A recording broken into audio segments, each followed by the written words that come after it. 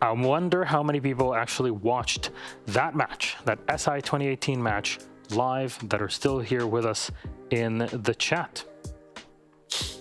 There's some OGs out there. You know who you are. Make yourselves heard because you've been here since forever. It was great times, and we're going to crown a new champion this year. And I say we're not crowning them. They are taking the trophy themselves. There's no just given hierarchies here at the Invitational. We'll just put it as plain as daylight. And you see, hello, I'm Milos, but I'm now joined by two handsome people and beautiful people also on the desk. Mandy and Mr. James, hello. You're less color coordinated than Demo and X, I would say. Yeah, well, I think that's probably a good thing. That's probably for the best. God damn, everybody catching strays out there. I'm really excited. It's great to be back in the group stage. We've got some really good games, and I think, Mandy, we might actually have our first three-mapper here right before us. We're definitely hoping for our three-mapper. Every single one we've analysed has been a 2-0. I want it to go the distance. Yeah, and we're going to have to see how far our matchup can go. Of course, the two games for the start of the day are happening at the same time, and so on, as our schedule is fixed here at Invitational in our group stage. How about we then go to our actual pre-game analysis for game number 1 and get to see what both SSG and w7m can actually rock up with in this matchup. And I'd like to talk about kind of the overhang of this, because SSG are ex-world champions, right? These are players that have held big trophies. w7m, the complete opposite, minus Julio. That's the really exciting thing for me here. It's actually Space Station, well, specifically, it's Julio versus the team that robbed him of the hammer he was fighting for the last time he was here in Montreal in 2020. Now, we just had a bit of a throwback watching the match from Penta EG. In that intro, we were talking about other great matches of Siege, and SSG NIP was absolutely one of them. And in a way, Julio representing NIP here. This is some form of rematch. 4 players in the server here are Six Invitational champions past Rampy, Foltz, Bosco, and Julio himself. I think that for the w7m story, though, it's the new guys, right? Yep. It's the young guys on the block wanting to take over. Old guys, get out of here, because we're the young gunners now. Well, let's start with the old ones, at least in this case. Spacestation Gaming, who've been around, who made it through the open qualifiers, and they had their SI debut yesterday, off to a pretty good start, if you ask me. Yeah, absolutely. And while Space Station might be the old team, they have a fresh face. Yeti's been with them for quite some time now, but ever since bringing on Hot and Cold and Yeti, both have made a serious name for themselves and become the heart and soul of this roster. Space Station was the last team to win an SI in Montreal, and yet they are the 3rd lowest rated team at Six Invitational in terms of SI standings going into this event. They had to go through the last chance qualifier. They had to take down last year's champions at TSM to be here, and they've shown in their match yesterday that they deserve to be here. I think for me, that's the story of SSG, right? They took down TSM, who aren't even here anymore, right? Those guys, they were the champions last year at SI, but now SSG, they're completely reformed with what I consider their new leadership, their new team dynamic. I just can't wait to see what they bring in the server. You could argue that they retired Bolo. Oh my gosh! Oh my god! What a Yeti retired Bolo. Just putting it out there. No. Bosco retired Bolo. No. I'm sure that they would love to be able to claim that for themselves, but honestly, Bolo retired himself, of course. If Bosco retired, man, honestly, that would be incredible. Someone as decorated as Mr. Dylan Bosco. But moving on to w7m, and they have a very well-decorated player on their side in Julio leading it. But it's not just Julio, right? Because there's 4 other incredibly young and talented players on the squad. Yeah, I want to quickly touch on Julio and what he's been able to bring to this roster since his appearance, especially in Stage 3 and then at the Jönköping Major. A lot of the Brazilian guys at home, at least from what Igor, their coaches, told us, so they actually got really heavily criticized for dropping GDN. He was a support player that was actually doing really well. And then they brought on Julio, who completely changed the team dynamic, has been mentoring the younger players of w7m, and they feel a lot more calm and in their element now at these international events as a result. I just think he's brought so much to this team that we don't really get to see in the lobby. Yeah, there's some real star players on this W7M team. Herds in particular for quite some time. Yesterday, he was holding the mantle of one of the best players in the tournament. He still is. He's top 5 for KD and still right up there in rating. He's been farming. And on top of that, of course, Julio, currently the 3rd highest survival rate in the tournament. Nearly half of the rounds, Julio is living through them. And if we want to compare that to SSG, Bosco, he is the rock for that team. He actually, I'm going to double check this, he has one of the highest survival rates of the tournament so far, in 3rd place behind Nathan and Tyrant from M&M. And Man's a rock. Yeah, I know, he is. And when he's on smoke and he is alive in the last 30 seconds of the round, you know SSG aren't losing it. Yeah, I think so as well. Bosco has always been, in my opinion, the true anchor of anchors, right? He's there where you need him to be. The site closed off, no one should be there. Yeah, and you could also say, just keep in the back of your mind, we're very early in the tournament so far, but Bosco is actually a 2x SI winner if you count his stint back on Xbox 2017 with Elevate, and then of course with Space Station in 2020. There are only a couple of 2-time SI winners in the world, right? One of them's been retired. Yeah, one of them has been retired. Of course, you've got Canadian on Dark Zero, but if there's anyone to be the first to make that 3x SI championship title at this event, I think Bosco is probably one of the most likely to do so. Fair enough, fair enough. A lot of hopes on SSG for North American region. But now we turn to our map bans for this series. What do they look like? We got a 9-map pool, so you see 4 bans, 2 picks, 2 bans, and 1 decider. We start off with Chalet. That is an attacking starting side for SSG as they picked it. And then Border, W7M on the attack, the decider Kafe. It's W7M's final ban. I just want to go into this veto phase by saying the different philosophies that both teams have brought here. SSG have really gone to play to their strengths. Their first 2 bans are their auto bans that they've been doing for a couple months now. Taking out Skyscraper and taking out Villa is something that we could expect from them. W7M, on the other hand, have gone ahead and tried to pick out and ban out SSG's strengths, and that was in Clubhouse and in Bank. Statistically, their 2 highest performing maps, or just simply the map that other teams ban against them the most, maybe with Scrim Intel, or just because they're very, very good at it. The other 2 maps that got picked out, in my opinion, are pretty midfield maps for both of these teams, but I feel like you've got a bit more to say about that. Yeah, well, there's a lot to talk about for all 3 of the maps that we actually will be playing. You know, we might not actually get to Kafe. We'll get to that in a minute. But starting it off Chalet, I know, Mandy, you were expecting that perhaps W7M might even pick Chalet, and that's just a testament to how good they are on the map here that Space Station has decided to pick. Yeah, I think so as well. For me, when I envision W7M, you've got all the really big matchups against there, right? Back in Berlin, they actually lost it to Wolves, but they played it a lot within their own stage in the Copa Elite 6 and in the BR6 as well. To me, W7M are a Chalet team. We've seen them play it quite a lot, whereas for SSG, they've only played it maybe 1 or 2 or 3 times. It's not as often or frequently played in their map pool in comparison.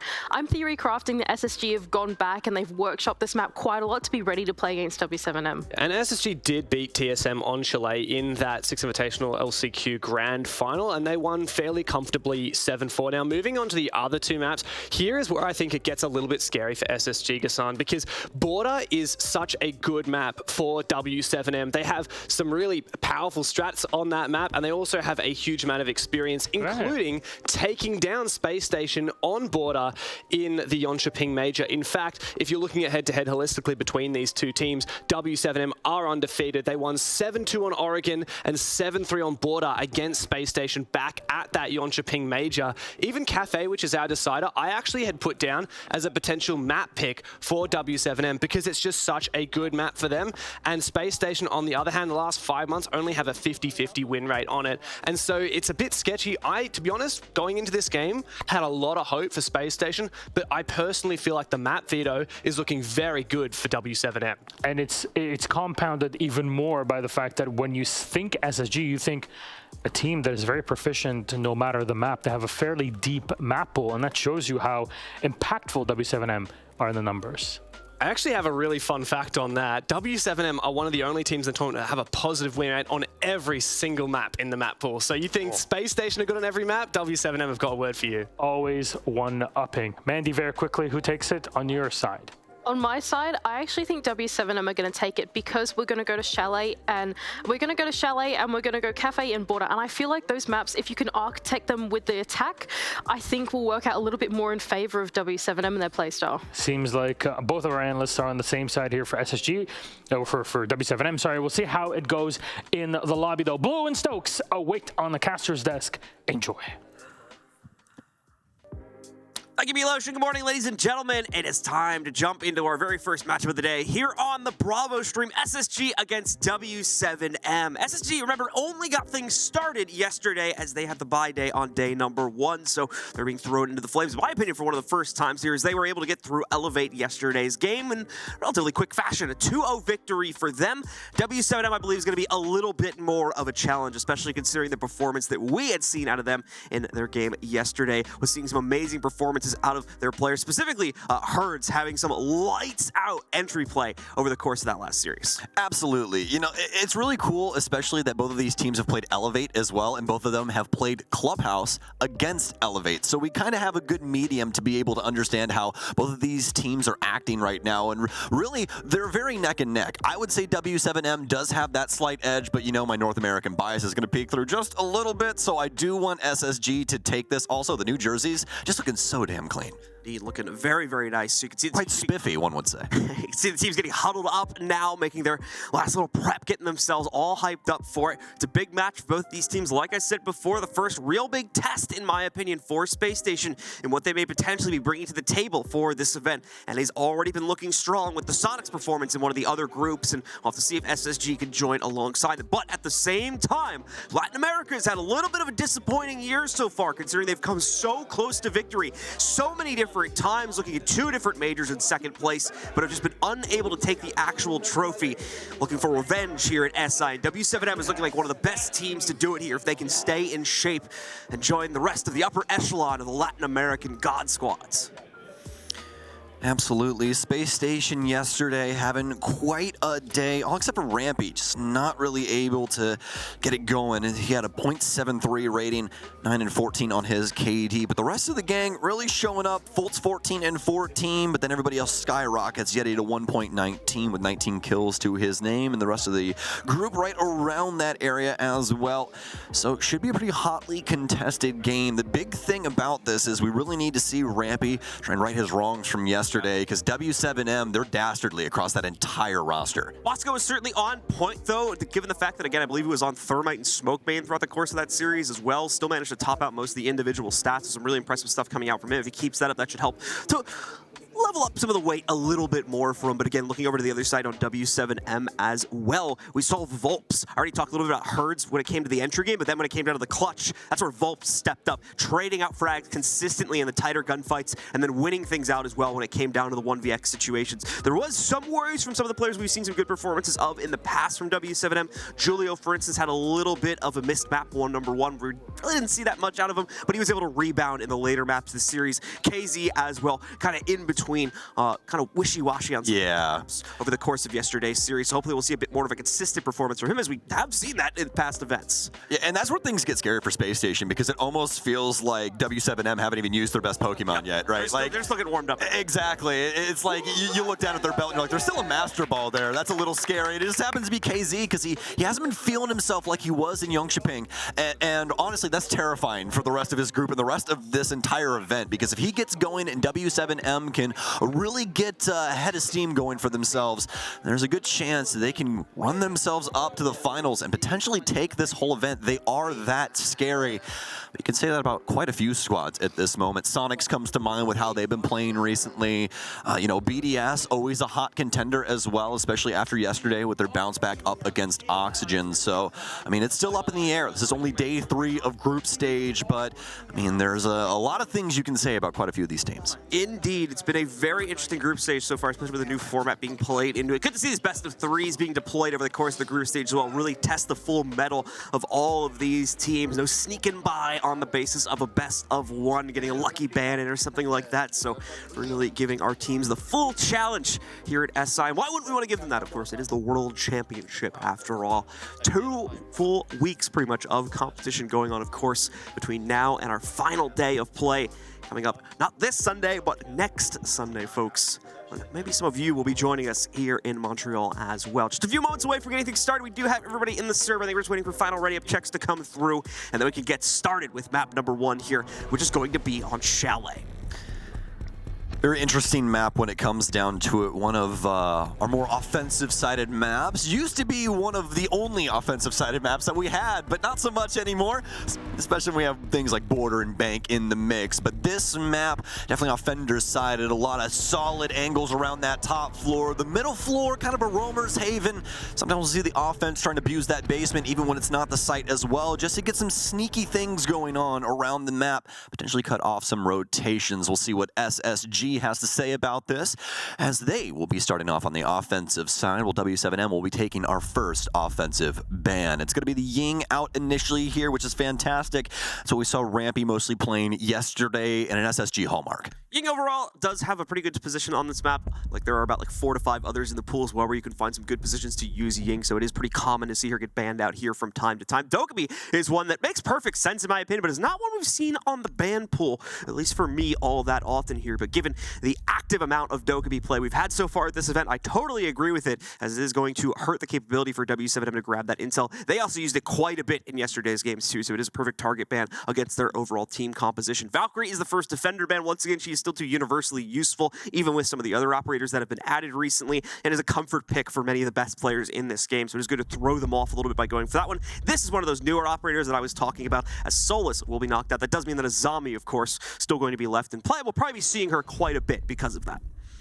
Yes, indeed. As we were talking about yesterday, it's kind of the tale of two evils, right? You got to pick one to get rid of. We've only seen very rare occasions when they're both gone, but both of them in their own right, incredible at what they do. You know, Solus, incredible at impacting the info game from the offense, get rid of those drones, make it to where the offense can't clear out things properly, and they have to respect Solus. I mean, you can't even drone inside of prep phase. You need to keep those things, you know, at your leisure, outside somewhere that you can get to safely, and then try and act upon that info actively throughout the map to try and counteract Solus's play. Whereas for Azami, a lot different, because she's freeform utility, but more of a reinforcement-esque type of thing, where it's, you know, some soft breach utility that you can, or soft breach reinforcements that you can kind of toss around to different areas and use those to your advantage. And that's really the benefit of those. You can use them on literally anything. We've seen him on, you know, stairwells, we've seen him on snowmobiles, random soft walls. It's probably the coolest utility we now have in the game. All right, well, we've got this round getting started here finally as w7m completes their own setup. You can see them making pretty active use, of course, of that connecting hallway. Only one of the walls being reinforced, of course, so they can play behind the mirror window and possibly get some cheeky peeks off against the billiards hop-in, but the usual extensions being deployed aside from that up to areas like library and the other usual spots here. SSG will begin things quite slowly, as they'll need to drone this all out and suss the best position to begin pressuring the interior of the map. Looking like that's going to start over here towards library, where Hertz and a few of the other members of w7m are going to get tested. Hertz, of course, expecting him to step into the plate pretty much immediately if his performance from yesterday is anything to be echoed through here. Had a 9-4 entry rating in yesterday's series, so we'll see how close to that he can come in today's game. I love a good old SSG offensive lineup. Do you see the amount of utility that they are bringing? It's the whole ship. It's a gunship on the offense right now. This is ridiculous. I mean, we got the Capital, the air jabs to the flank, Flores as well, and honestly, this is such a smart setup, because they can use all of this utility to counteract Azami as well as these castle barricades, and honestly, we might start seeing a lot more lineups like this throughout the tournament, just because how important the defensive setup has been. We've seen a lot of teams leaning on Azami, Castle, Mira, these kind of things to make it to where the map's a little bit more difficult for teams to take, just because of angles like that. Look at the window that Rampy just crossed. There's so many different areas that you're not used to trying to play around that only Azami can make happen. So definitely positive thing to have that much utility at your disposal to try and counteract that play. Otherwise, you have to try and play in towards the Lion's Den, and nobody really wants to do that. The Lion usually ends up winning. Over half the round gone now, and we've only just seen SSG, I believe, take their first steps into the building. Patience is a virtue for them, apparently, though, as Yeti is able to eventually line up the opening kill against KZ. Takes the bait on the duel over by top blue stairs, and will lose it. No damage returned as well. Micro Smoke's going to work their way in, blinding the vision of Hertz, forcing him to reposition over towards top blue, where he does have another teammate with him, but they've also lost another teammate, prompting the immediate fallback here as they no longer have the the player power to risk another 1vx duel up on top here, just fighting for extension, let alone the site, which still needs to be defended over the next 45 seconds. Such a gorgeous round so far from SSG. They set up an entire kill box upstairs, able to remove 2 players, all proper positioning on the balconies. Trying to challenge out those players initially was w7m, but immediately punished. And they take it one step further after some kills come in from Ramp Dog here. It's actually going to be Yeti this time around, though, so he'll go for 2. Got the initial one. Rampy with a frag grenade. It looks like he's on today. It's 3 for him. Definitely didn't like the amount of kills he had yesterday, and as we know, he is an absolute demon in the server when he has a chip on his shoulder. Took a while to get things going there for SSG, but all with good reasons, as it was all just building up intel from their drones and the small amount of actual sight lines they had deeper into the building from that library setup. Like you said, though, with all of that utility packed and ready to go, it was just a matter of getting it out into the right positions, and that would allow them to take immediate map control, and apparently quite a few frags away from w7m as well. The domino effect continued to devolve from there as w7m just could not fight back against it. SSG with a flawless round to start themselves out in this series. Not great news for w7m, but it is indeed just the very first round. So let's see how they attempt to rebound with a basement hole. I love the line that Luke and Lycan have found here, because it really leads into itself, right? You have all of these throwables that they have around, a bunch of stuns on like Nomad and these kind of things, right? They're changing things up because they're now downstairs, but the point still stands. They're trying to play frag grenades and other things like Yeti and these kind of stuff to clear out utility, you know, like your Wamai discs, like your ADSs and that kind of stuff. But the beauty of this fact is that w7m isn't playing a lot of these things. They didn't even play Jaeger the last set. They're not playing Wamai or Jaeger this time around. So all of SSG's utility now gets to land. And that's a big problem for w7m. How many gunfights did they actually have inside of that last round, John? They had 1. They had 1 when they swung the balcony on Yeti. The rest of them were all influenced by utility, which is absolutely incredible. But that's the thing. They don't have anything to actually counteract that.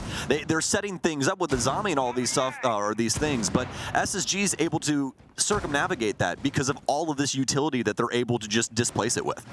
Some impressive stuff from SSG on round number 1, but we'll see here on our second. Oh, going bandit trick. Being a fluke or not, like you said, the bandit trick coming in, and it works out successfully. Gotta go left. Out the opening here as SSG potentially going to try it again in a moment. They do have the Thatcher to try and use that against the door, but at the same time, the trick is going to be too active. Thankfully, Azami able to block this one off as well, and even with that huge amount of utility from SSG, it's now going to be an issue to see if they can actually work their way past it. Bosco try to plant it down. Here's the trick, but once again, as we see the flash going forward, this one should be able to go off, I think. No, nicely done. JV92 gets it off, even though he got stunned in the midst of it. Puts it back down once again at the very last second and is able to avoid a disaster for his team and lock out SSG from the snowmobile garage entirely. Very interested. Okay. No, that kind of makes sense. All right. So that drone hole is really difficult to operate around for both squads. So they're probably really worried about putting it on the left panel because they could just impact back through the drone hole there and probably kill the exothermic that way. So SSG just trying to manipulate that right-hand panel, but the bandit trick just too strong. And again, sometimes the fundamentals, even the things from years and years ago, still work out in the common day. And that's something that stuck around. Something that actually wasn't even intended for Bandit when he was originally made. They had no idea that that happened with the character. It's the community that figured that one out, and they're like, "Well, that's kind of neat, isn't it?" So kept that one in. And still a hallmark of today's play. So fantastic bandit trick there from JV92, and it's definitely left SSG stunted. Oh, that's the wrong utility there, my friend. Took a minute too. There's a few shots he sent out there. The can opener has been deployed though, but the spray coming back in from across the hallway now. Hot and cold, apparently ready for that challenge as he takes down KZ. First kill is finally claimed, but keep in mind, this is happening at about the 50-second mark here. A lot of time has already been wasted, and SSG has already had a huge denial thrown their way. This will be a very awkward push, no matter which way they attempt to swing it. And it looks like they're gonna try to swing it down both of the corresponding staircases here. Rampy trying to deploy as many top-down angles as he can possibly muster here. Unfortunately, no one on w7m has been giving away angles yet. They do have quite a few hot pings being deployed into this one too, and now that's going to lead to at least one pick for JV as he knocks out Yeti and equalizes the equation yet again down to a 4v4. SSG out of time here as well, so they have to force the issue. Fultz will find some success as he drops over into storage, tries to go for 2, but this is where the trap gets sprung. w7m more than ready to lock SSG in that supply room, and they'll shut down the round without too much of an issue. Yeah, SSG really didn't have anywhere to go after they lost their exothermic traps. I mean, that's a tale as old as time in this game. I mean, Thermite gets picked first on a spawn peak or something like that. He's your only hard breach, and the round's practically over. From there, you have to funnel. And that's what we see. They go for the hatch play with the Buck, but only not much to do with that, as w7m had everything at their disposal from the wine side, even with the verticality working in from SSG to take that round. Fantastic shotgun play, especially from the, that post position there inside of Wine Cellar. w7m once again able to lock that one out. Interested to see how SSG will work that next time around. Maybe go wine side and try and play with that. That's a little bit difficult as well, though. You really don't have that drone hole to play around with. Maybe just try and risk it and play out for that side. Maybe bring some extra hard breach as well. They could bring some Selmas with Ace. He's still in play. We haven't seen a ban of him in what feels like centuries. He used to be banned out all the time, but not so much anymore. Some other hot commodities that really need to be taken off the board to make the play easier. Speaking of hot commodities, KZ going to be on Frost, who we've seen as the bane of existence of ankles in this tournament, which is usually a pretty big thing, but in this tournament it has been exemplified for some reason. Let's see here now as SSG out for the count yet again here. As our 3-minute timer begins to tick down, and for w7m, trying to slow things down tremendously here. Like you said, relying heavily on those trap operator lineups here. Not as big when it comes to the actual utility mitigation. We are going to see at least a little bit of an improvement in that from w7m this time. However, SSG has also switched over to a more traditional attacking lineup for this site anyway, so won't find themselves needing all of that mitigation as much as they would have liked to on rounds 1 and 2. SSG, though, it'll be the slow roll as usual. No reason to overplay their hand and do anything drastic here. This is going to be a tricky setup to be able to piece apart here, so they do need to use that extra minute or so, be able to drone things out as much as they possibly can. Indeed they shall, taking the library control side now, being able to move in and steal that away, but the real work begins in just a few seconds here as they begin to creep over towards piano and office upstairs, where the extension from w7m awaits. One thing about SSG, they're quick to get the land when they know it's available, aren't they? Running all the way up to library balcony. As we know, and as we've seen throughout these last 2 rounds, they will play this down to the wire as an entire squad. If they're going to make a decision, it's going to be like a hive mind. Everything's going on at once. You're not going to have somebody just straggling, skippering off into sight and going to die to a random peak. Will happen, but usually followed up by quite a bit of activity from SSG. Actually pretty calculated. Volt's gonna have the grenade out here, able to displace and kill Volps. Actually, again, no ADSs here, John. We're playing a shield at the back of this thing. All we have is Jaeger, no ADSs to protect my shield. I'll take my words back from the beginning of the round. They would have liked to have a bit more utility mitigation when push comes to shove. Like I said, SSG not playing so heavily into that, but the nade's still singing, as Stokes mentioned. It's a bit of a strange one that we don't have the ADS there. Possibility that one could have potentially been destroyed, but I believe that would have been the case. KZ. Sneaky. As the head walked directly past him and doesn't even realize it. Obviously, we'll know now with Rampy swinging open the barricade here. And one more time, SSG also goes very quietly into this setup position. They've not given away a whole lot. KZ as well here, playing it very patiently with a good reason, apparently, as Herds also had an angle onto Rampy and is able to execute him once the stars align. Back down to a 4v4, but this is a common position for both of these teams here. w7m able to close things down on the last time we saw it evolve. SSG looking to maybe steal one back and keep their lead alive. That's a good start for Hot and Cold as he catches out the trade onto Herds. KZ, though, still being sneaky on the inside of Master Bat. They can't find a winning angle to crush him, especially with the death of their sledge. So he's free to roam on this second floor. And once again, SSG will find themselves in a lack for time. They may just have to ignore him and attempt to go for the site anyway. One smoke left for Julio. A big kill needed from Foltz, but it's KZ instead to take him down. JV92 off the site, but Yeti upstairs. He can get the case control back, but he needs 2 kills. Drops down into the kitchen, tags one dead to Julio. Always alive, indomitable in this position. One of the highest SRVs we've seen yesterday. Kind of lacking inside of his first map, but bouncing back here today up against SSG. w7m take control. KZ pulling off an amazing performance there on the inside of the master bathroom. Pretty much single-handedly delays out SSG long enough here. Not even by necessarily picking up frags, just playing the patient game, specifically against the sledge player from SSG, works out, gives the time for Herds to also get in position and secure that kill instead, where he could later once again go unnoticed and still pick up one for free due to the surprise of him being there, and then continue to maintain the position and waste out SSG's remaining time back there. Beautifully played by w7m. on the rebound here now after dropping that first round. They're going to finally return over to Bar and see if they'll have better luck defending this time. Yeah, SSG did a great job of initially influencing things over near Piano, especially that frag grenade coming out of Fultz, but past that, not really too much going on in the actual building. We had Yeti messing with the window over on the bathroom side, but no one really to back him up, either from, you know, a push in from Ego balcony or something like that. Just really nothing going on there, which we usually expect, like we've been talking about with SSG. So a little unfortunate there. They really weren't able to build anything upon Fultz's building blocks that he provided. But now they have another opportunity here. Round 4 ahead of them. And as you can see, Herds, the rest of W7M, John, looks like they've figured out this puzzle here, cracked the Konami code. Well, Mai and Jaeger both in the mix for this one, as well as some laser gates. They're not messing around this time. No, they are not. You see SSG beginning their setup on the second floor here to try and clear out the library hold. But it does look like there is more in the works this time, specifically with the deployment of Yeti to the basement in just a few seconds here. Swinging open the snowmobile garage. Apparently he's not going to be alone. Bosco also moving in with him, it would appear. It looks like he may be repositioning to a different spot here as Bosco moves up. Watching for the top-down angle that's usually deployed here. Won't find any resistance to it. Oh, at least initially, but here's the problem. He may walk back in a second or two here, expecting it to be clear again. That's where Herd will be able to slam him. Or another player down, potentially, if we see Yeti try to take that path as well. Still 2 minutes to go, though, so this probably won't evolve for some time. We're going to continue to wait out and see how SSG will try to steal their first bit of map control, which does appear, once again, to be waiting quite heavily towards clearing out that library hold. Rampy with a big reposition upstairs. I know the majority of this is clear, but is he aware that there's potential for Volps to be pushing in here? Volps saw the door open there. He's going to reposition and just hold off on the office space. Wants to try and let Rampy work this. Easy kill for Rampy, knows the second one's there. His follow-up kill will be massive if he can get it.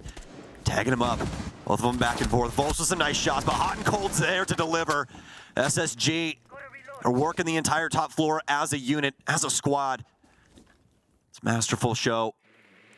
Now with a minute left, W7M down 2 people, but now down 3. Julio, of all people, I'm surprised. He's gonna jump out, he's gonna die to Bosco's Claymore. It's a good spot by Bosco, though. We've already seen at least one jump out from W7M, which has led to a kill, so getting another one just a few rounds later is not going to be too surprising. SSG reads into that one, proactively counters it with the Claymore. Nice thinking from them to set him up for success one more time, or at least that's the hope.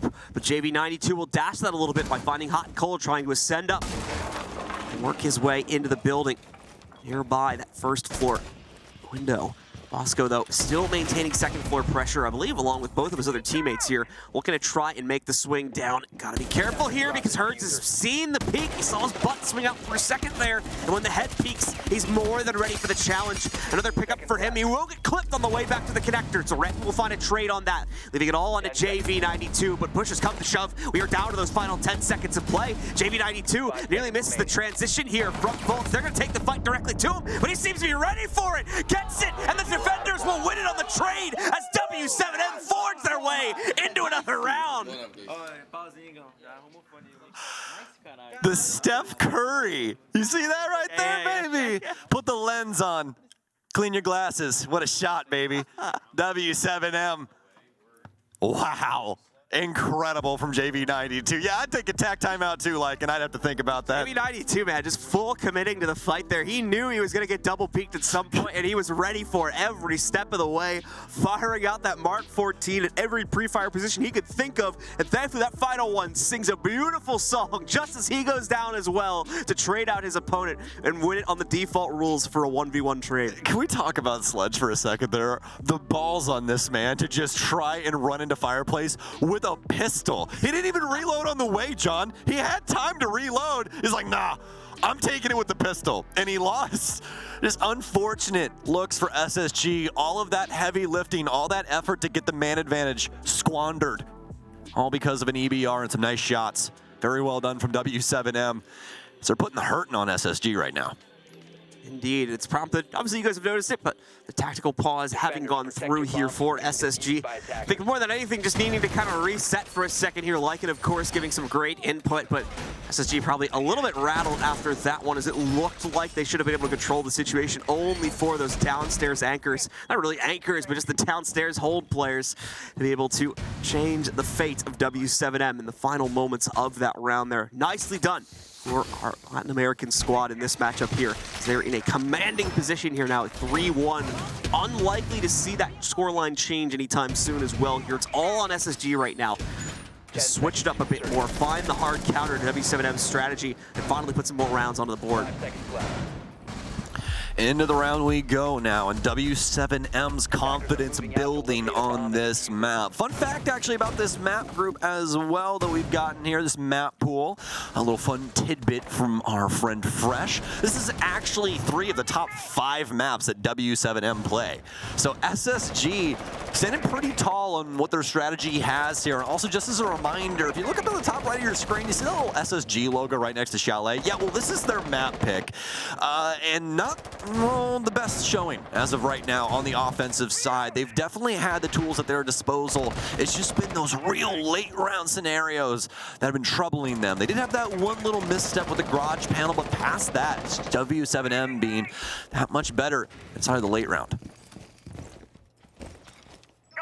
So with w7m feeling nice and confident about their defensive lineup here, SSG is going to change some things up with regards to their operator lineup. And he has brought the Nook in play once again. Bosco attempted to bring back the ace, however, he has already met his fate, attempting to play things out over here by the trench doorway. Gets found out, more likely could have been on rappel there as well. Gets beaten out by the window and is knocked down here to once again give the opening advantage over to the w7m roster and remove the hard breach from the players on SSG as well. Oh, KZ. The intelligence on this man knows no bounds. He gets the impact off as he goes down, and practically a martyrdom nade that you get to toss there. Takes out Yeti, and that's really the opener that they needed.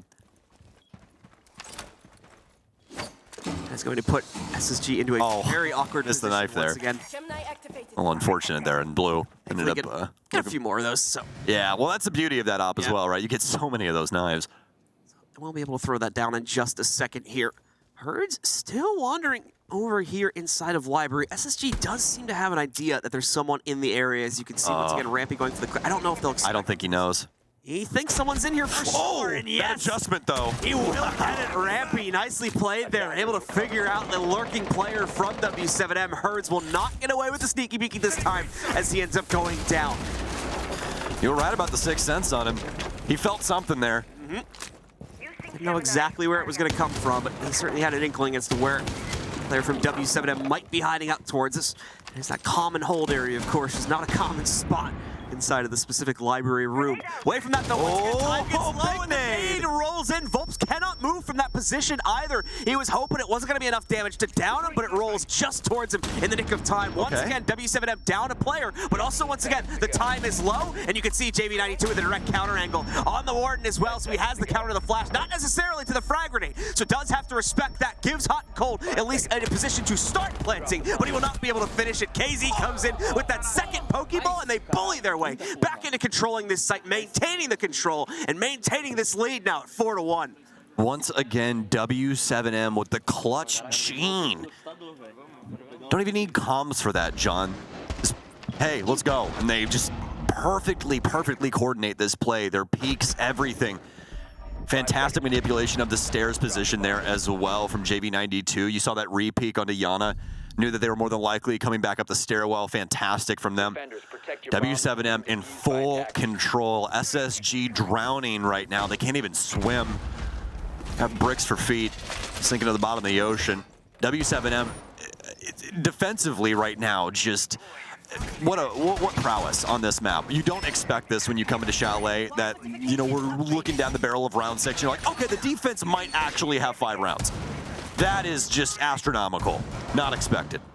It's looking very, very plausible, though, given the way that these rounds have played out. w7m look unstoppable, just their capability to waste out time. Some of that is by design from SSG, of course. They love to play things down in the final few seconds, but maybe wanting to rethink that here for the final round. Problem is, it's probably a little bit too late for them to have such a drastic strategy change, and I doubt they're even potentially considering it as a symptom of their own play style here. So more than likely expect more of the same from SSG on this round. However, Fultz immediately going to end up getting caught out here yet again as the snowmobile garage was left soft.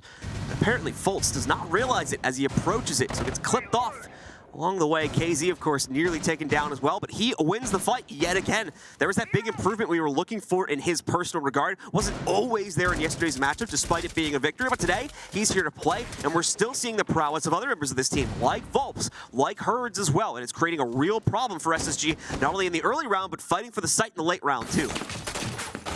Now, they look so solid in that first round, but now w7m, they've found themselves, and SSG have been recoiling ever since. It doesn't really feel like they've ever really had control, right? There's kind of the passenger in this vehicle as w7m is quickly sending us to map 2.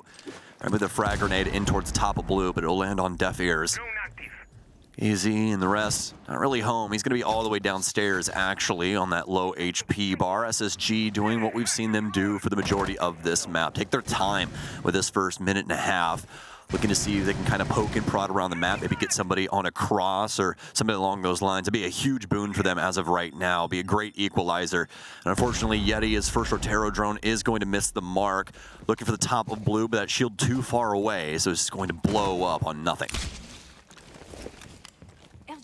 Still a very slow wind-up from SSG, as we've come to expect over the course of this half. Do they have the intel built up appropriately, though? We haven't gotten a good idea as to where the drones have been able to lurk in towards. Herds more than ready for this challenge around the corner, but does give a little bit of respect over to the SSG members as the challenge works its way through. No damage connecting as the spray is just a tad too early. SSG will be able to take the mantle on that corner. Pushing it further than that, this is where the problems have started to arise here, is working their way past these pain points. Our w7m is more than ready for the challenge throughout the course of this half, and once again, you can see that lurk from w7m waiting down in the wings. Potential for problems for SSG to come later on in the round once they commit themselves to Piano or somewhere deeper in this site. I think it's going to be a huge issue. You can see Fultz isn't on a camera, so that means that there's more than likely nobody looking at it, but JV92 is going to get the first kill, so he still doesn't have to move. Volts can just still sit downstairs and wait for the proper moment, and it's coming quickly. KZ is going to go down, Yeti with a little bit of damage onto him, some stuns in for Bosco, and here comes Volps up the stairwell. Herds now down as well. Steps up, Bosco with the plant. They have the cross, but Volps is in bad position. He has the nitro to stop this, though it might get 2 if he's there in time, and it will! That's going to be the round, as Yeti is the only one left alive, but where is he? There he is. He's up here inside of Piano. He's going to try and bear down on a location of Julio. It's not going to work out. w7m, and most importantly, Volps with a huge play.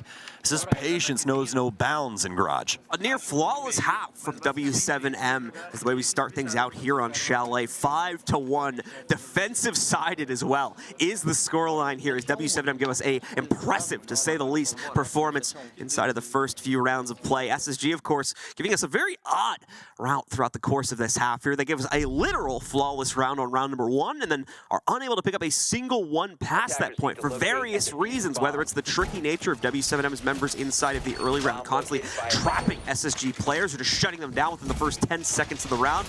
Had quite a bit of variance there, Roam game, and it was a problem for SSG to try to lock that down. And even in the site execute as well. w7m had beautiful setups, more than ready to try and trigger aggression when they knew there was a potential weak point that could be abused in SSG's attack as well. So just constantly firing out on all cylinders, and SSG just not ready for that constant pressure that was being thrown at them from the defensive side, it seems.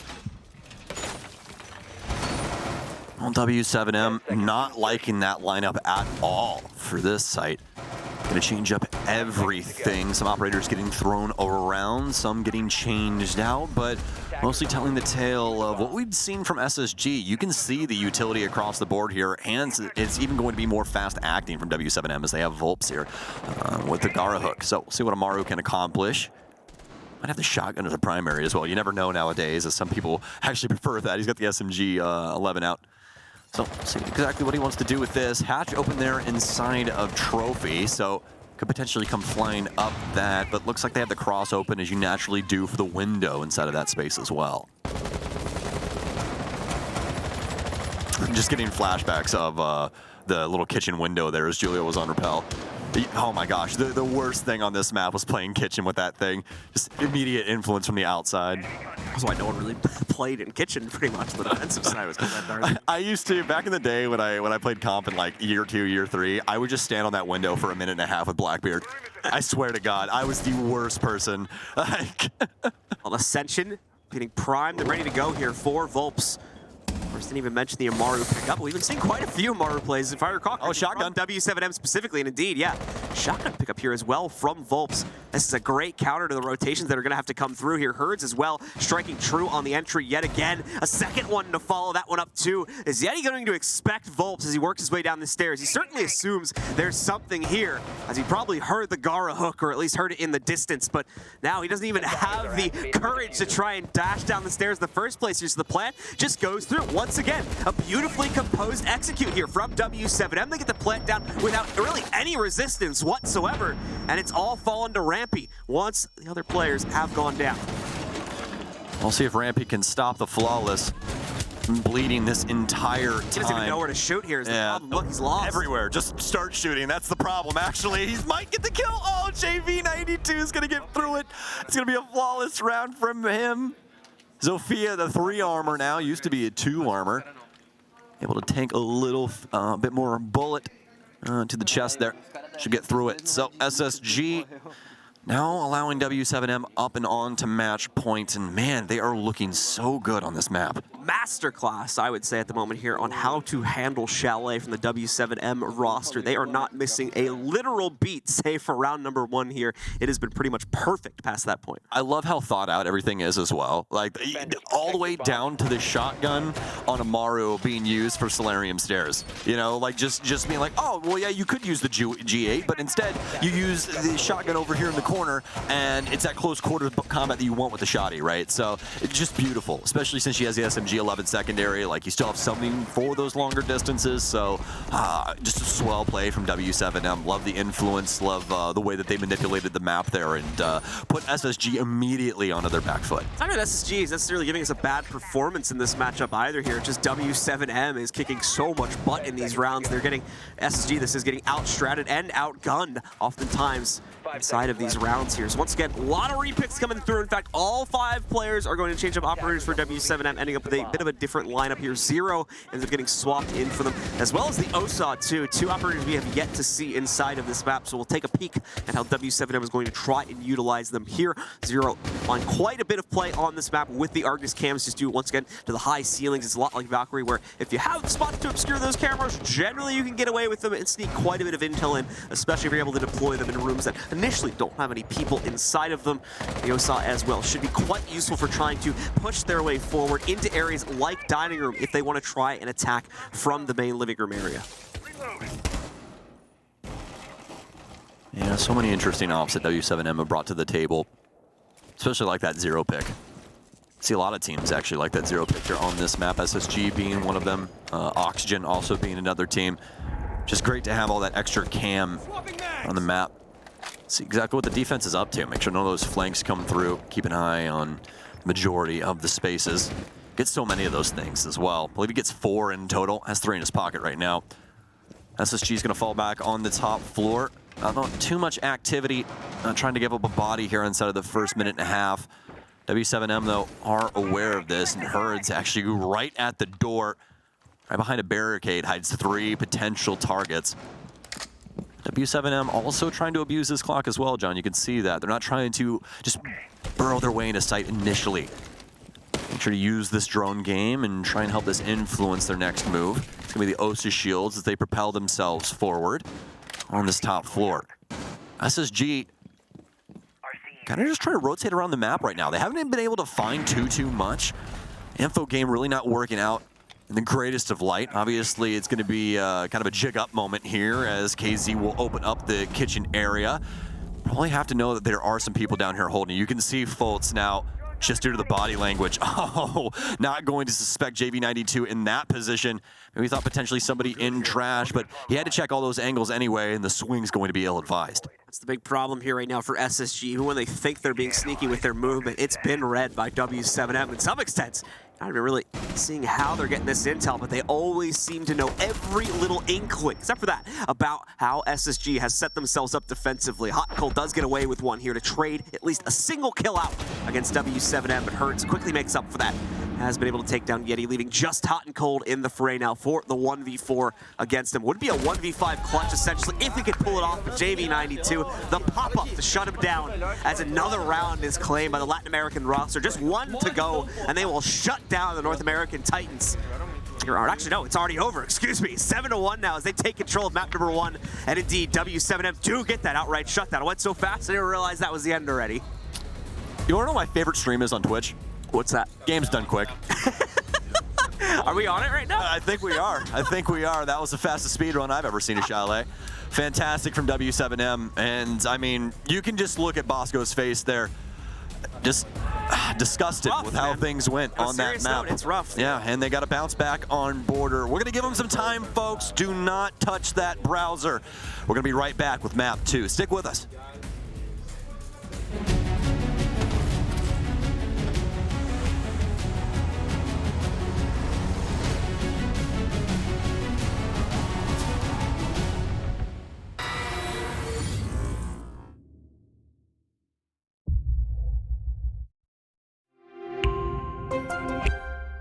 I'm Nicholas Mortensen, but you know me as Pingu. I'm a two-time Rainbow Six Siege World Champion and former top Rainbow Six Siege player in Pro League. Welcome to my Siege Ranked Bootcamp. We're talking 20 seconds left on the clock, you got the diffuser in hand, what do? Play the way that you're comfortable with, because you have confidence when you're in this position, that is when you're gonna be at your very best. Good luck.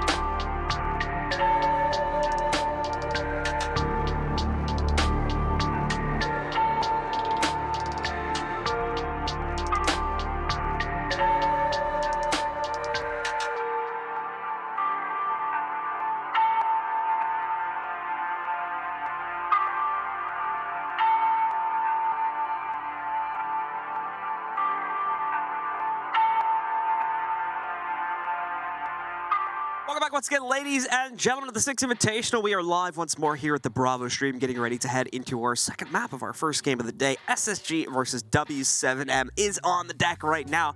And we've just seen SSG potentially make a pretty big mistake in their map #1 pick, going over to Chalet, where they thought they might have been able to swing out. Unfortunately, as you might have seen a tweet from Fresh say, it's it's W7M's like favorite map. Well, here's the thing, It it's showed like in the scoreline. 3 of their 5 top maps out of the 9 maps. Oh yeah, I was gonna get to that. I was just harping on the it gets worse. The first for SSG's fans, the pain might not be. It only gets worse from here. It does not get better. It's like when you hit 26. I just turned 26. It's like, oh, yeah, you just keep getting older. It's like after you turn 21, you're like, what do I have to look forward to? Social Security at some point, I hope. Maybe not for us, I guess. I don't know. But 7-1 for W7M as they're going to take the first map in convincing fashion. JV92, guy, absolutely disgusting in that map as he leveled up 13 and 3 deaths in 8 rounds.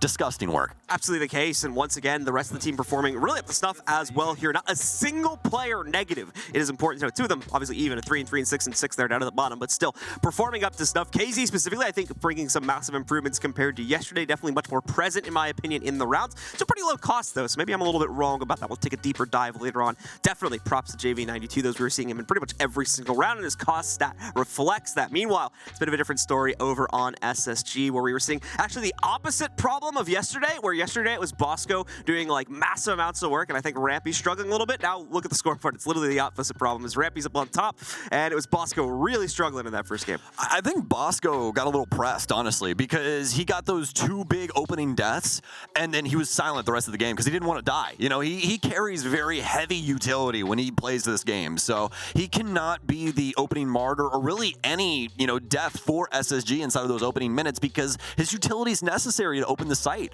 So hard fought for him there, but just slowed up way too much for Space Station in that one. W7M, like a rocket ship, right past him. SSG was shooting for the moon, but that seemed to be W7M's in this regard. We're moving over to Border for map #2, ladies and gentlemen. Should be getting started in just a few seconds here. In my opinion, only going to be a tougher map for the players on SSG. Those preset strategies that were so difficult to pick apart on the attacking side for SSG are going to be popping up once again for W7M. Those tricky little angles where one little step forward means suddenly a W7M member could be taking out 2 to 3 members of your team. All of that still comes into play, just like we were seeing on Chalet. And now the defenders even have a little bit more room to work with regards to the map composition. So, as we said before, at least from our opinions, things potentially could be getting a lot worse here for SSG moving into map #2, but let's see what the truth actually is as we're going into the ban phase now. Open up the gates. All the talk stops. It's time for the game. Border, a map that used to be North America's pride and joy, now going the way of W7M. It's going to be their pick here. It's been a long time since North America was the most dominant region on this map, but we have been playing it quite a bit recently.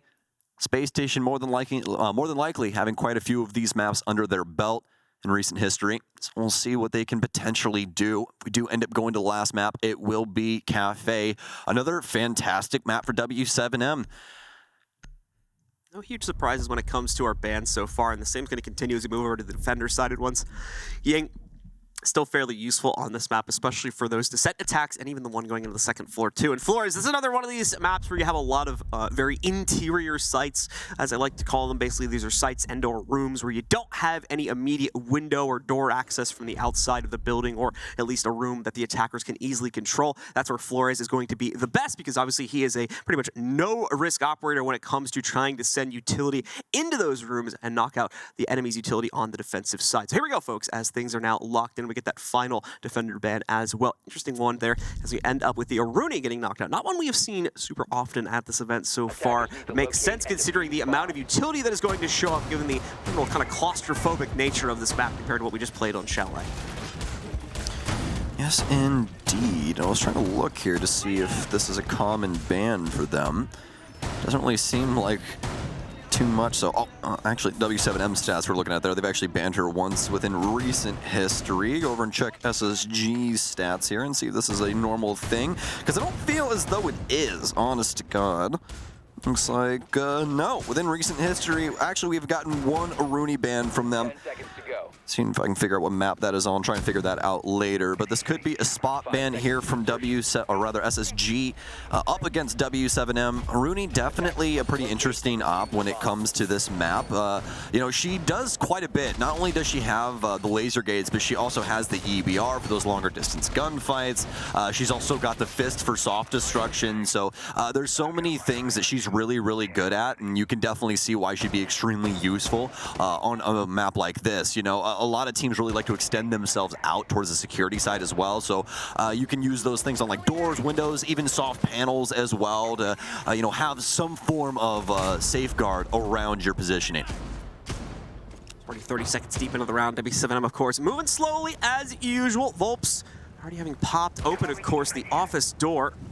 Unfortunately, there is a defender-sided angle lined up for it, so not going to be able to immediately push his way into it here, as it is a little bit of a double-edged sword set up on that door right now. He can potentially take people down that are peeking from the locker side, but as you guys probably saw from the silhouettes, SSG doesn't have anyone in those positions, but they can still swing the other side of the breach and potentially take down the push from w7m itself if that player is not careful. Hurts trying to work the nades from down below, not going to find anything, however.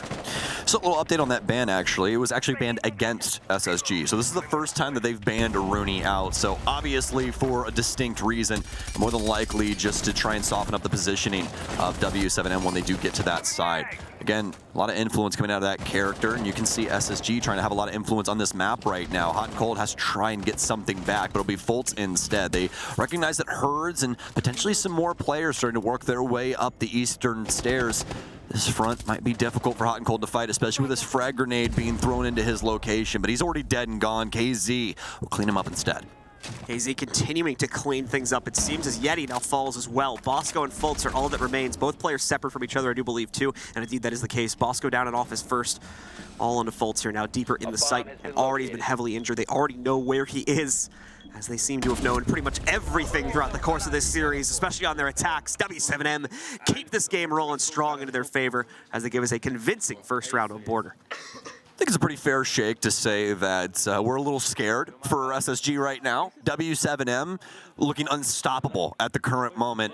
SSG have not been able to really find all that much. Completely different map.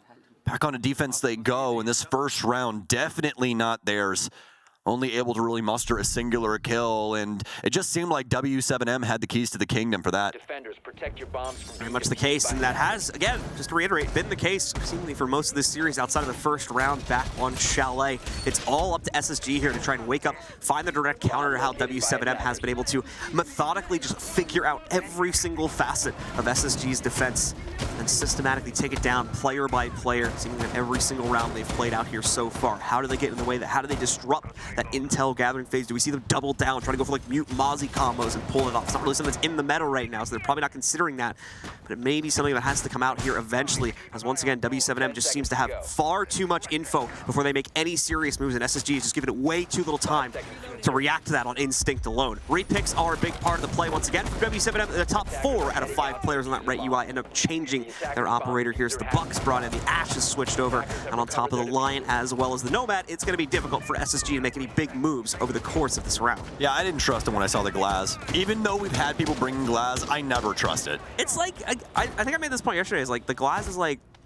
even when I've seen people 6-pick it in, or rather re-pick it in, it's like, it doesn't usually do that much. It's like, so niche. Like, yeah, it's like the setup is there, but I've rarely seen the Glaz like get 2 to 3 picks that the team would be expecting him to find there. It's like, it's more the fear of it more than anything that finds its weight in those rounds. So I can't remember if it was Sonics or Oxygen that made that play on Chalet with the light screen through the drone hole. Yeah. That was the one that I thought was going to be potentially the coolest, but ended up just blowing up their own light screen. It's Jesus Mary. w7m making me a believer for this. I mean, we'd be remarking on this as like something super impressive, but it's just business as usual as far as this series is concerned at this point, right? This is business casual. We got a radio show going now, folks. w7m with a highlight reel up against SSG here. Yeti, they're just sending mortar strikes at his location now. So down to 3 for SSG. The upstairs positions still need to be cleared out, of course, but w7m are working this from the other way, just doing it from below, and seemingly, once again, we're not really struggling with it. Rampy down to a low state of health as well here. 20 HP or so to go. Here we go. Wolves will get caught out as he tries to transition in, but Herds immediately with the change-up. Back upstairs there, is able to find it, and then on the way down through metal, knocks out Yeti as well, leaving it all on the player who was able to successfully pick up a trade. It's a little awkward here in the final battle, but once again, still in the hands of w7m when everything is said and done. And it may be done overall for the series soon if we don't see a big wake-up call come in from SSG, as it's another 2-0 lead, uncontested for the most part, from w7m.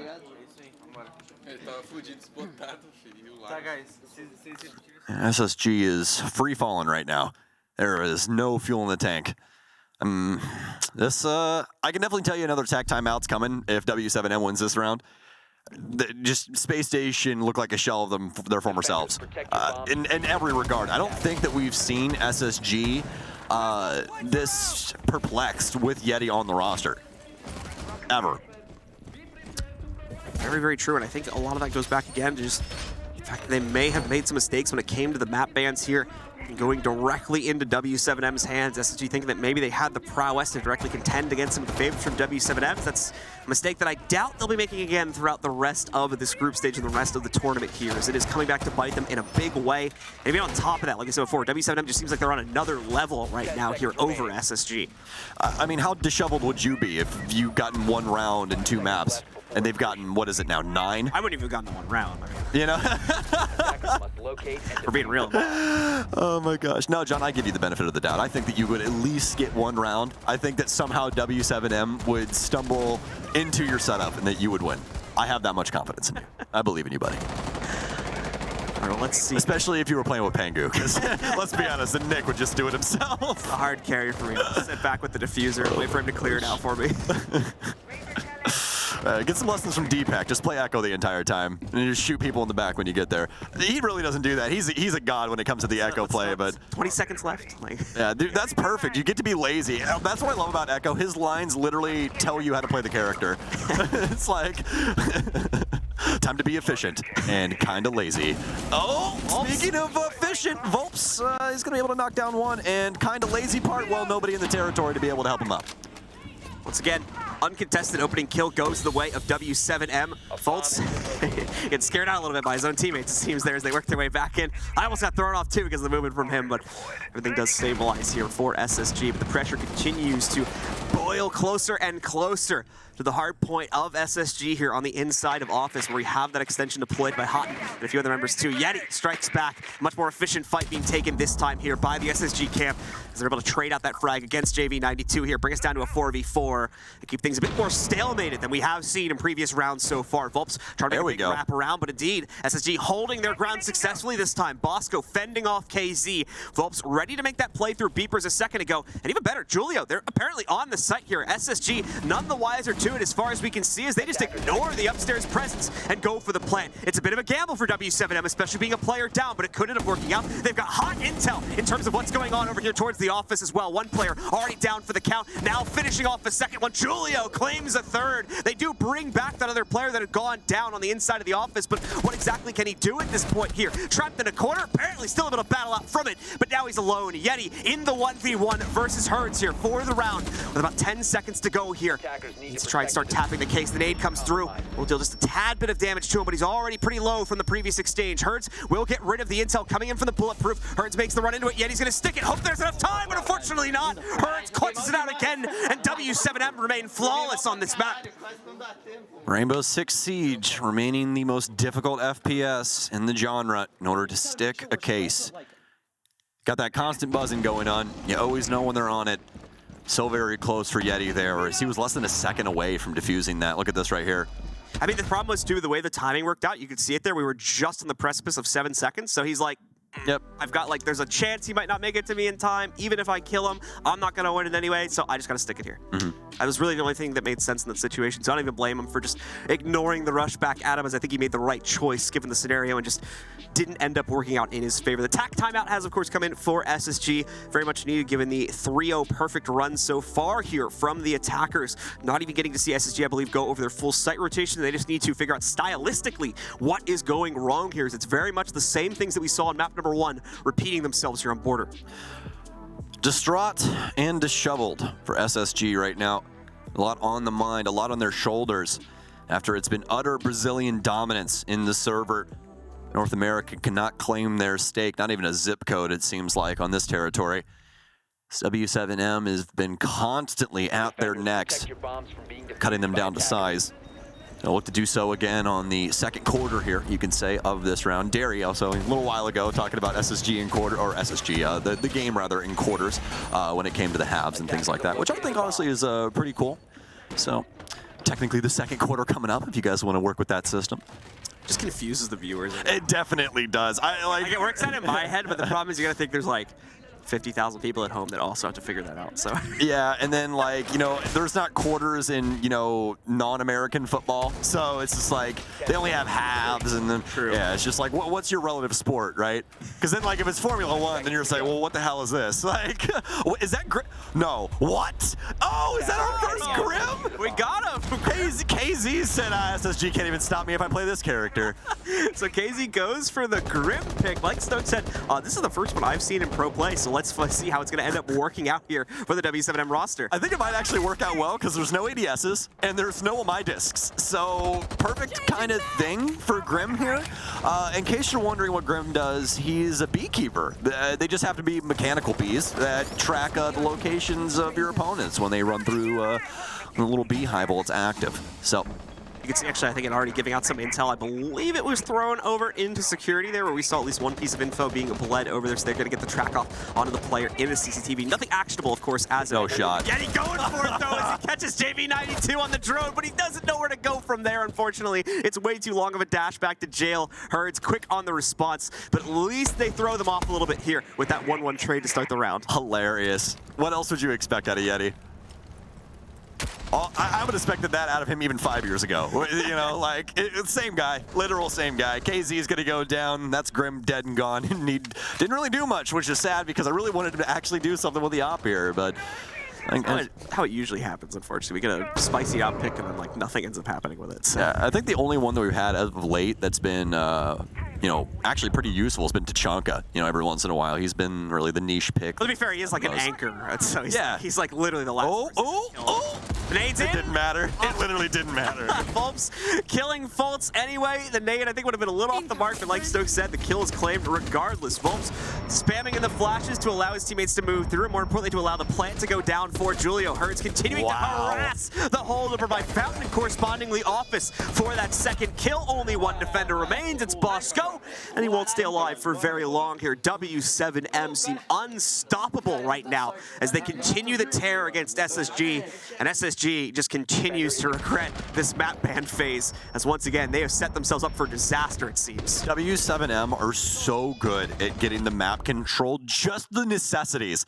The simple, bare necessities for W7m, my friend. That's all they need every time you see those two cross angles. They get archives, they get metal stairs, they have that cross-through fountain there that's been set up, and that's all they need. The guy plants at the back of Armory, and there's no way that SSG gets back into the site. They box them out completely, and that's even with Bosco still technically in the site, John. He's just bearing down in behind that bomb chassis, just trying to stay alive. He's quivering, shaking his boots.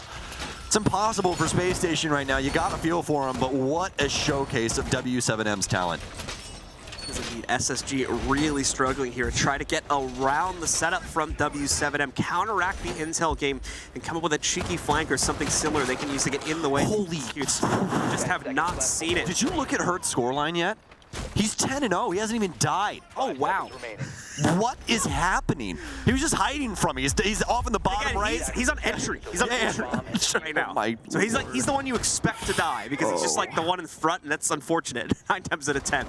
But he has been pretty much flawless. We talked about it at the beginning of this series too. In yesterday's game for W7m, he had a 9-4 entry coefficient, which is a massive scoreline as far as Siege is concerned there. He's been able to continue that tear. It seems not as efficient, of course, on map number 1 here. You can still see him have that decent presence, but here on map number 2, he is second to none, and he is still harassing out the members of SSG. 2 more kills on the counter. 3 more kills on the counter. 12-0 oh, JV92 will get traded out by Rampy, but I mean, W7M, there should be a plant coming in at any moment. There is going to be another one coming in for KZ this time as Rampy falters. I mean, we're not even 50 seconds deep here. Fultz brought the dock, and it's not even going to help this situation here now as he is alone off on an island, nowhere even near the site right now. He is playing on the inside of Workshop, just wasting out the time, baiting for kills if he can get them, of course, to pad the stats a little bit, but more realistically, just giving his IGL a few seconds to try and talk this one out. First kill's been picked up, second kill is found. The round may not be over yet, but there we go. Julio with the crunch finishes things off, and W7M continue their flawless run. That's a personal foul. W7M. I mean, they're just having a ball game at this point. Look at them, it's all smiles here. Unnecessary roughness, man. That's all I'm saying. 15 yards on W7M. Roughing the passer. Yeah, dude, roughing the everything. Is there a bullying flag? Is that allowed in this regard? Now here's the crappy thing for our North American friends here. SSG, this is not the greatest start to their really crappy schedule for the rest of this stage, because they play W7M and then they play Koi and then they play G2. So you don't really get anybody that's gonna slow things up, because Koi's been playing pretty well. They're not as strong as they were in Berlin, at least initially looking into things, but they're still a really stand-up squad. And then G2, I mean, they've been looking pretty solid. Doki's had some fantastic games. Alamau having a heck of a group stage as well. So I mean, SSG, they got to get a grip. Indeed they do. Just not sure if we're going to see it over the course of this series. It might be too far gone at this point. Oh yeah, I'm not even thinking about this series anymore, my friend. I'm being honest with you right now. I think that the SSG is completely out of this. There's no way that they still have a mental. We'll have to hope that this is a real wake-up call for them. Keep in mind, of course, this is, as Stokes was mentioning there before, and you may have caught on to it, this is only their second game of the tournament, even though we are on day 3. They had a bye day on day number 1. They've only played Elevate so far, but as Stokes mentioned, things are really only going to get harder from this point forward, so it's probably going to be a long day in the practice room after this for SSG, given the way that this series has gone so far against W7M. Hertz did finally die, by the way, for those who missed it, inside of that clutch in the last round, so his perfect streak is over now. Managed to pick up 12 kills, though, before going down over the course of only 5 rounds being played out as well. That is impressive in and of itself. Beautifully played out. There we go. Unfortunately, he's dead. Yeah. He's going to be found out first this time. Bosco hits the ground running here with the opening kill so far untraded against Hertz. Bosco probably feels like he just slayed a dragon. Ridiculous. Hertz, a rate boss. Yeah. So much weight off their shoulders. They're like, yes, W7M has to kill us. It isn't just Hertz. Thank God. KZ looking to see if he can potentially work his way in through detention. Rampy now down 1-6 for him on the game, but you really can't give him that much grief because everybody's practically in the same boat. JV92's gotten some control of top east. Fultz looking for one, but wow. Just wow. A single shot. Fultz dead, now down to 2 after Yeti hits the wayside. Bosco and Hot and Cold got to get something going here. Bosco looking to play a peculiar position here inside of Vents, but I don't think it's even going to prevent the plant. It's coming in from the other end as he just simply trying to work his way in behind a potential push from this end, but looks like this is going to be map point build up for W7M as we've got 4 people alive and Bosco might not even have enough bullets in order to accomplish this. Not looking likely for the clutch, unfortunately. Well, oh my abated gosh. for a moment, but it's not even the angle he's challenging that takes him down. The coordination again. I know we've spoken to death about it at this point, but W7M just continues to impress. The fact that even when it's like just a throwaway duel at the end of the round, not mattering that much ultimately to the outcome of it, they're still coordinatingly pushing both the metal stairs as well as the east main stairs there to make sure they both end up at the top at the same time. And when the challenge comes through, yeah, one of their players might go down, but they're definitely getting that trade in the process. Beautifully done by W7M. Not skipping a single beat here at SI. I mean, W7M, I don't know if they trained in jiu-jitsu or what, man, but it's like fighting water right now. Anything that SSG does, it just curls around their fist and immediately recoils right back into their face. Every single player across the board, all trying to provide something different for Space Station, all at a different pace as well. You know, you have Fultz trying to get more aggressive along the likes of Rampy as well as Yeti, and then you also have Hot and Cold kind of with his sneaky play style that we tend to see, something more laxing-esque, right? But then you also have Bosco at that back line, so they're providing all of these different levels, all of this different depth, but W7M are still going to those different depths and completely just blowing them out of the water.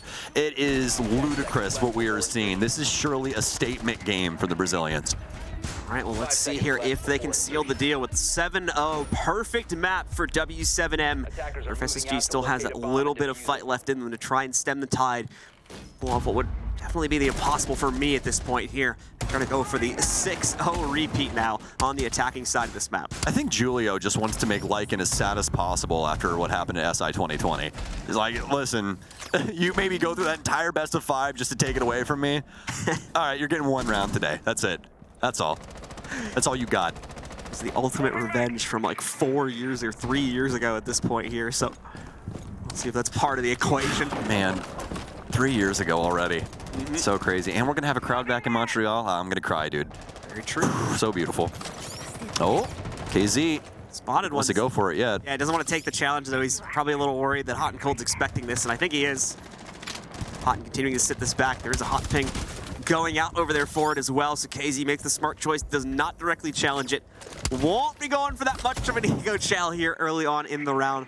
Still have 2 minutes to play out, so sits back, waits it out, plays the patient game here, as I think they still want to be lined up for the perfect 7-0. Like we said, W7M have not really been playing around too much, even though they are very far ahead in this matchup right now. Indeed. SSG sticking to similar guns when it comes to their offensive lineups. Lots of frag grenades, good amount of throwables, good amount of hard breaches as well to try and open up some new angles, but it really hasn't gotten them that far. W7M have definitely been the aggressors so far in the map, as they're constantly trying to battle out these wall positions, windows, everything right on the cusp of getting into the building, all trying to maintain control. Looks like Rampy will finally slip in downstairs. They found a deployable shield. Nobody's going to be playing around it. Just get rid of it. Rampy will hit the mark, at least on that piece of utility, but no damage dealt to W7M. And in fact, KZ will be taking down Hot and Cold 1 in 7. If W7M are able to close it out. Eventually gets that battle versus Hot, and he'd been tracking him for some time. That was the player he saw outside the building as we were talking about a potential run out 30 seconds prior. Hot and Cold, I believe, does move a bit closer to the door, so gets an actual challenge from the inside and then just reapplies the barricade once that kill is claimed. Volps, some potential great timing here to sneak up on another member of SSG. They're not expecting him to go for the outright swing. There we go, and once again, the accuracy as well from Volps. Hurts with another pickup as well. That'll be his 13th KZ, shutting it down. Rampy picking up 1 for free, but that is it. Aside from that, ladies and gentlemen, it's a perfect 7-0 from W7M to shut this series down 2-0 over SSG. Mark up the bingo board, Fresh. Well, what a stat line to talk about. Glad that I checked what Fresh was talking about before this broadcast, because, man, was that a point to be made. What a terrible map pool from SSG here, proven by W7M. A singular round is all SSG can muster up against this Brazilian squad. And this is an SSG that wants to lift another hammer, folks. A lot of work to be done tonight, a lot of thoughts disheveled yet again for SSG here. Did get that win the first day, so 1-1 in their best of 3s here. Like I said, it's going to be a long day in the practice room for SSG, reviewing the VODs and figuring out just exactly what went wrong. In fact, this may be one of those games where you almost just kind of like forget about it to some extent. Take what you can, have Lycan watch the VODs maybe, but for the rest of the players, just focus up on fixing the immediate mistakes and worry about the next game. Is unfortunately not a whole lot of good things that were done there by SSG to take home and try to figure out for their next game. Yeah, you know, if we were looking at this in kind of like a MOBA sense, W7M played a game that didn't allow SSG to even get through an early game. You know what I mean? The SSG's setup was not allowed the majority of the time, and that's what made it so very difficult. Think about all the way back to things on like Chalet, where Bosco's just simply trying to swing in master window when the site's all the way downstairs, and he's dying to a guy all the way in kitchen. I mean, it's just so hard fought for SSG at every corner. They're just trying to go for their strategies, man, but they can't get it done. Well, ladies and gents, that's going to do it for us for the morning game. We'll talk to you guys a little bit later on tonight, but we're going to throw it over to the analyst desk after this quick break.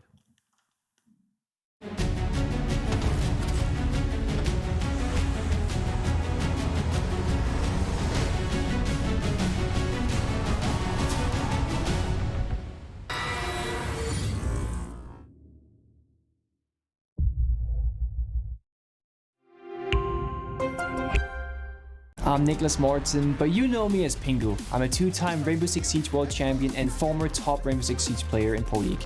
Welcome to my Siege Ranked Bootcamp.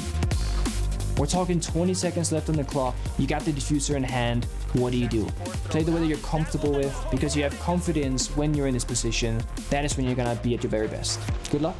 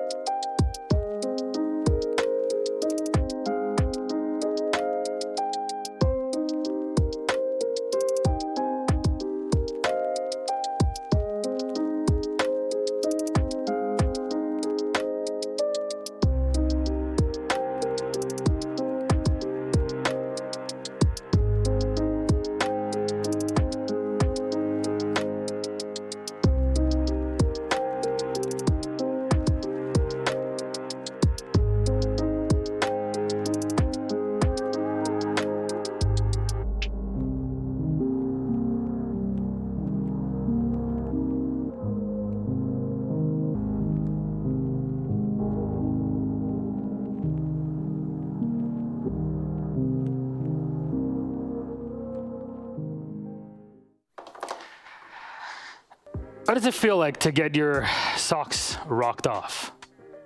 A failure to launch, some would say. And on the other side, it's, what was the specific reference, James, please? I can see why they say a bull in a china shop is up to no good, because w7m destroyed Space Station. Yeah, there's no two ways around. w7m did fantastic. There's no... Now you understand what we mean when we say, hey, w7m, they're actually pretty much in the top 3 to win this entire tournament. And we're just still in the first phase of the group stages. And let's talk about our winners. Hello, welcome back to the Command Center. I'm Milosh. With me are Mandy and James. Mandy, help us out here. w7m, I mean, they are living up to expectations and breaking them. Yeah, 14 rounds in a row it was for w7m. SSG, they only won round 1 of map 1, and then it was over from there. It was only w7m for 14 rounds. By far the most dominant match we've had at the Six Invitational so far, and one of the most dominant at any Six Invitational before. We were trying to run the numbers. We don't think there's ever been a 7-0, 7-1 in a BO3 in Six Invitational in history. This is the most dominant match in a BO3 we've ever seen at SI. And what's more, Space Station as a team has not been 7-0'd ever in history. Whoa. Never. They've once got 0-6'd by SK Gaming in DreamHack Montreal 2018. Yeah. That's the only time in history they have played a map without winning a round. And here, not only has that happened to them on map 2, but also a 7-1 on the first map. Goddamn.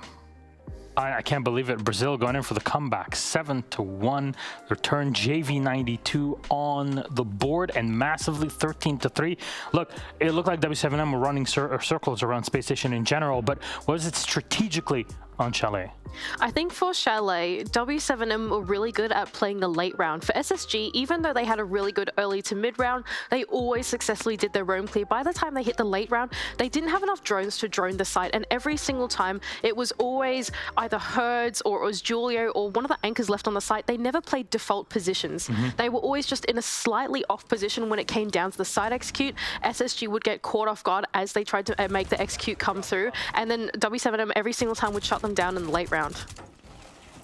Yeah, look, it was not pretty. It was a very dominant match. SSG, to me, them playing yesterday against Elevate, they really enjoyed that very slow, very methodical playstyle. And as you said, in that first flawless round, it worked wonders for them. They managed to not drop a player, but they let that timer run down to just 20 seconds left on the clock. And I think that's the trap of the SSG playstyle, in my opinion. SSG, they like being diligent, but what that means is they're putting a lot of time and utility into that early to mid round droning and collecting that info for the roam clear, but that by the time it gets to that late round, they just can't get a drone into the bomb site, and w7m was super good at identifying that was the part of the round that they could capitalize on. I will say as well, it's not like w7m dominated the opening engagements the way that they did in the first map against Elevate the other day. This was actually quite even. There was w7m won 3 or +3 on opening KD, whereas SSG were -3.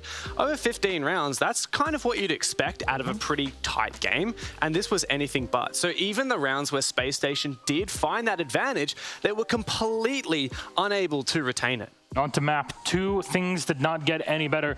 The Space Station is w7m continued, as James mentioned at the beginning of this post-game desk. 14 rounds in a row, and you talked about it too, of course, Mandy 7-0 here. Herds popping up on this map. 13-2. Herds is him. They use that guy. He is that guy. Literally He is that guy. him. I think for w7m on the attack, I really love the way that they play their attack. Wait. 205 rating? Yeah, I've never Yes, seen that. He broke a 200 rating. Listen, I gotta tell you how he does it, okay? Okay, go I ahead, gotta tell you the please. magic behind Sorry, it. my mind's blown. Okay, w7m, the way they play their attack is really, really smart. They bring triple hard breach, or at least double hard breach, to be able to pathway their way in through the map. They cut down on a lot of drone time because they bring on a lot of those roam clear operators. So they'll bring like logic bombs to clear out a room instead of shoving a drone in there. They'll bring a lion scan to support out the entry. And Herds was always that player that was was on the Iana or on the Sledge or Volps was on the Buck, and he was able to insert himself into the map, cut down on that drone time, and just trust in the fact that he was being enabled from his teammates that were exterior to the map from him. And it's just such a smart way of cutting down the roam clear and getting right in there. And I really love it. It's a w7m way. Absolutely. There was such a huge distinction between these two teams and the confidence that the players felt in the server. You see the way that all these w7m guys are making plays. First round on border from KZ, a 4K roaming on, I believe it was Solus. He had absolutely no fear. JV was racking up multi-kills left, right, and center, whereas Bosco, who he talked about quite significantly in the pre-show as one of the rock of SSG, one of the most consistent players, he was all but absent. By far the lowest rated player in the server. Of course, his contribution is not always going to be statistical, but there's no doubt about it. SSG did not have the magic that we know them for, and this is a black mark on their record. This is the worst match they've ever played in competitive history, and here on the Six Invitational stage, where they have 3 former champions on their roster, it's pure embarrassment. I think for me, the big difference here was the philosophy and attack difference between w7m and between SSG. Yep. SSG, they clear each room one by one with drone work. With Intel, they have an entry and a drone. With w7m, they take calculated risks to clear rooms, right? They say, we're not going to drone out this room, but we have a logic bomb, so let's get herds in there. We can't clear the next room, but let's chuck a 0 cam through 90 to make sure that no one's coming around the corner or something like that, or no one can be in the hallway adjacent to us or something like that. It was really cool the way they were able to get in the building. They then had KZ on the 0, come in with the 0, set up a couple SAM cams around the map, and then they go, okay, we're established now in the map, and it was just so smart the way they play it. SSG are a lot slower at doing that because they don't take as many calculated risks. Weird thing is, this is what SSG was a few years ago and how they played, if we're talking about Zero especially, because they were the team that were using it in the time. I remind everybody of Chalet in the day. This is how it worked. But it seems like people that just don't know anything about w7m are just coming in. Look, w7m are not just running around and getting kills. There's a lot of setup involved in actually allowing them to do this sort of damage. I think just to continue on what you were saying, SSG have always been a team that likes to innovate. We talk about back when they did win the championship, they were pioneering the info denial meta with Mute Mozzie, their clubhouse, their legendary clubhouse, all that kind of stuff. But these days, they haven't quite kept up with the aggressive playstyle and the very flexible and risk-taking playstyle, calculated risk-taking playstyle that other teams like to embrace. That's what w7m are so good at. SSG, on the other hand, they play in such a risk-adverse manner, and they're getting punished because they become readable, and w7m has got their number. Well, that's not all, of course, from w7m and Spacestation Gaming, though this does confirm w7m moving forward to the second stage of groups, where only one team will be knocked out in this first one. Here, Space Station still in a pretty good spot, sitting second in their group. But for the others in their group, it's Koi and Elevate that are playing, and just, I won't say too much in here, but Koi are up 1-0, but Map 2 is telling a bit of a different story. So we're going to cut to that. Thank you very much, Mandy and James. Enjoy the rest of our game. We'll be back to break things down for Elevate.